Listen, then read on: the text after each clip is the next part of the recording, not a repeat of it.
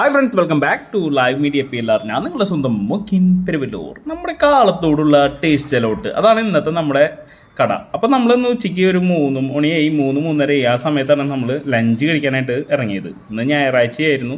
ഞായറാഴ്ച കാരണം ലഞ്ച് കഴിക്കാൻ ലേറ്റായി, കുറച്ച് ലേറ്റായി. ഡ്യൂട്ടി ഉണ്ടായിരുന്നു. അപ്പോൾ ഡ്യൂട്ടിയിലെ ഇടയിൽ ലഞ്ച് കഴിക്കാൻ വന്നാൽ അപ്പോൾ നമ്മുടെ കാലത്തോടുള്ള ടേസ്റ്റ് അലോട്ടിലാണ് പോയത്.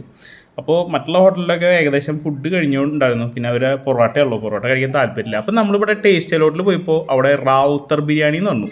അപ്പോൾ അവിടുത്തെ കാക്ക പറഞ്ഞു, റാവുത്തർ ബിരിയാണി കഴിച്ചു നോക്കും മോനെ എന്നാണ്. അങ്ങനെ നമ്മൾ റാവുത്തർ ബിരിയാണി ഒന്ന് കഴിക്കാൻ വേണ്ടി നോക്കുകയാണ്.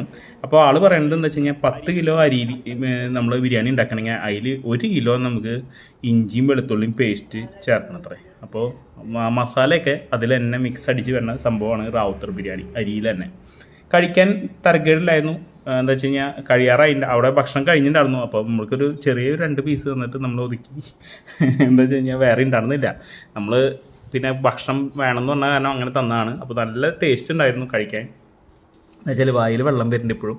എന്താ വെച്ച് കഴിഞ്ഞാൽ നല്ല ടേസ്റ്റുള്ള ബിരിയാണി ആയിരുന്നു റാവുത്തർ ബിരിയാണി.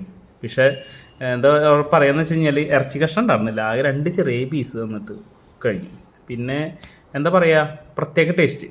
വീണ്ടും കഴിക്കാൻ തോന്നുന്നുണ്ട്. അപ്പോൾ ഇനിയൊരു ദിവസം നമ്മൾ ടേസ്റ്റ് അലോട്ടിൽ പോകും. വീണ്ടും നല്ല ഒരു റാവുത്തർ ബിരിയാണി, അതായത് നല്ല ഫ്രഷായിട്ട് ഉച്ച നേരത്തെ തന്നെ പോയി അടിക്കാം. അപ്പോൾ വീണ്ടും പുതിയ വീഡിയോ ആയിട്ട് കാണാം കേട്ടോ. Okay, by.